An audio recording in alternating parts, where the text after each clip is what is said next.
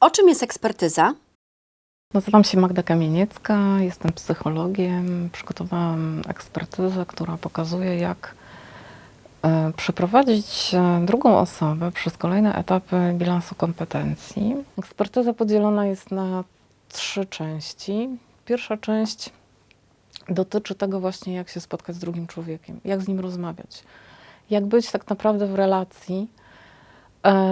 I to, na czym mi zależało, to chciałam pokazać Państwu, jak przechodząc przez kolejne etapy metody bilansu kompetencji, czyli jak ustalając cel, jak identyfikując kompetencje drugiego człowieka, jak później wejść w kolejny zupełnie inny sposób pracy, czyli przygotowywać portfolio, a zakończyć go planowaniem i wytyczeniem pewnych ścieżek działania, jak korzystać z moim zdaniem z przecudownej filozofii dialogu motywującego, jak być dla drugiej osoby partnerem, jak być zaangażowanym, jak dać komuś przestrzeń i gotowość do tego, żebyśmy my mogli pomóc mu wydobyć z niego doświadczenia, zasoby, jego potencjał, a potem wyczuć dobry moment i puścić go tak naprawdę, żeby on już sam w sposób dla niego bezpieczny wdrażał w życie to, czego się nauczył w bilansie. W drugiej części skupiłam się tak naprawdę już na tym, co jest stricte związane z bilansem kompetencji. Tam pokazałam, w jaki sposób pracują 2 różne narzędzia, wywiad biograficzny i behawioralny. I to, na czym mi zależało, to żeby pokazać Państwu, jak o bilansie kompetencji i z całą nomenklaturą stricte związaną z metodą, o której tutaj mówimy, mówić w sposób przystępny. Taki, bym powiedziała, ludzki i ciekawy. Taki, który wzbudzi ciekawość i zaangażowanie, a nie wystraszy.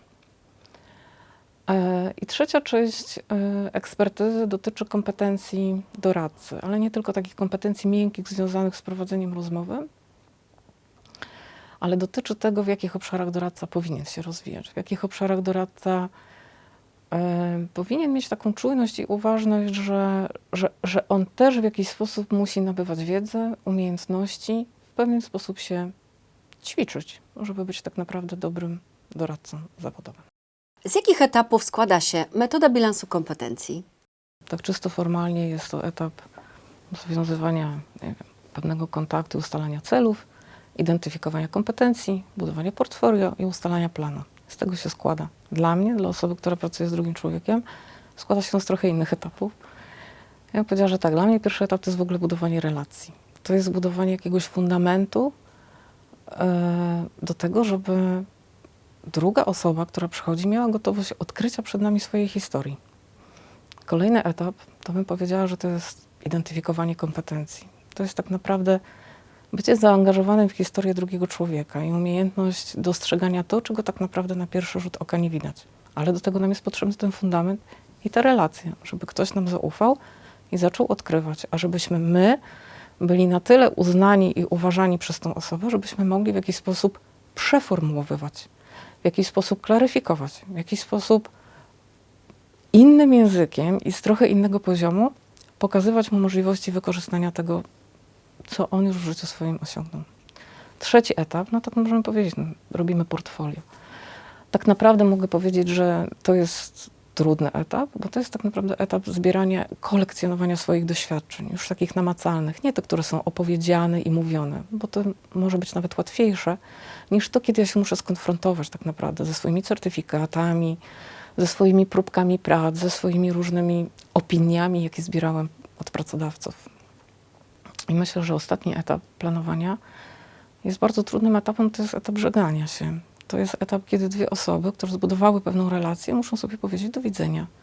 I muszą powiedzieć sobie dziękuję. I tak samo to do widzenia mówi doradca swojemu klientowi, ale klient też mówi doradcy. I trzeba umieć się ładnie pożegnać, nie tylko robiąc podsumowanie, co widzi doradca, ale dać człowiekowi przestrzeń na to, żeby on też mógł podzielić się swoimi refleksjami, czyli żeby udzielił informacji zwrotnej doradcy.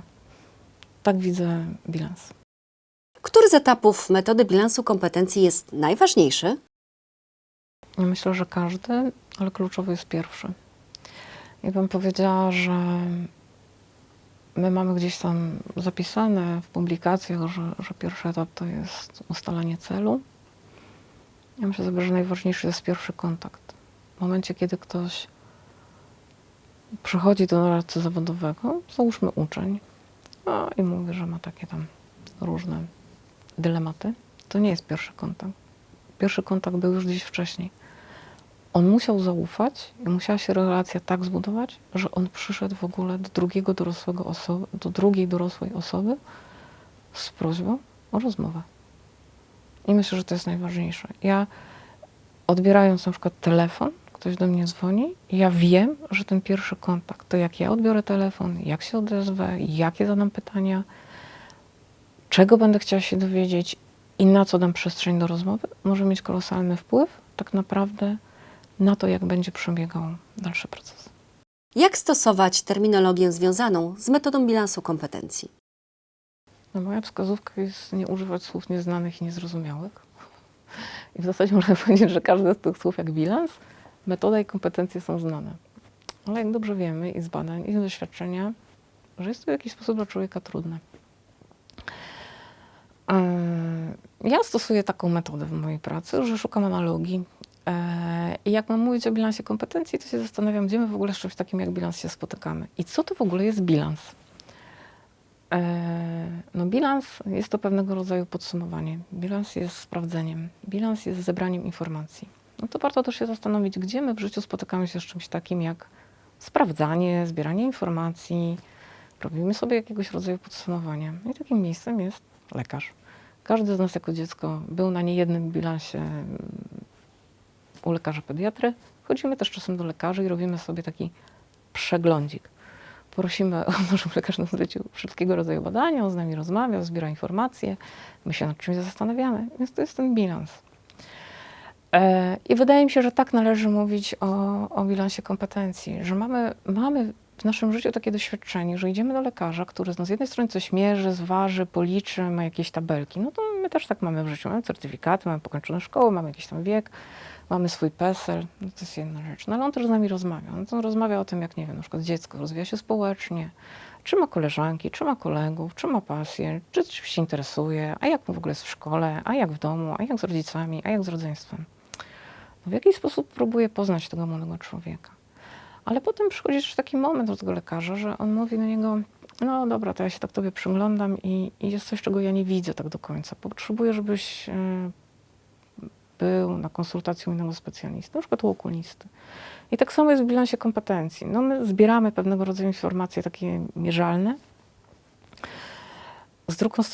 Później prowadzimy rozmowę na tematy różne, które są akurat nam potrzebne, ale czasem jest też tak, że mówimy, musimy się czemuś lepiej przyjrzeć. Musimy pójść do okulisty. Czyli poświęćmy danemu zagadnieniu trochę więcej czasu. Potrzebuję się bardziej pochylić nad tym, dlaczego akurat pani straciła pracę. Stało się to kilka razy. To jest ten okulista, tak? Czy tam może być jakiś inny specjalista. I po co w ogóle ten lekarz to robi? No on robi to po to, żeby zrobić jakiegoś takiego pewnego rodzaju podsumowanie i powiedzieć, słuchaj, jest okej, możesz iść dalej, tak? Albo powie, wiesz co, nie, patrzę, że w twoim rozwoju jako człowieka jest coś, czemu musimy się przyjrzeć. Jednak potrzebujesz mieć te okulary. Jednak widzę, że z twoim wzrokiem jest coś nie tak. To zadbaj o swoje oczy. I tak samo jest w bilansie kompetencji. My możemy zidentyfikować pewien obszar, w którym osoba może na przykład musieć się dokształcić. Może musi pójść na jakiegoś typu szkolenie, żeby gdzieś jeszcze przyłożyć trochę energii i trochę pracy, żeby móc uzyskać kwalifikacje. I tak mówię o bilansie.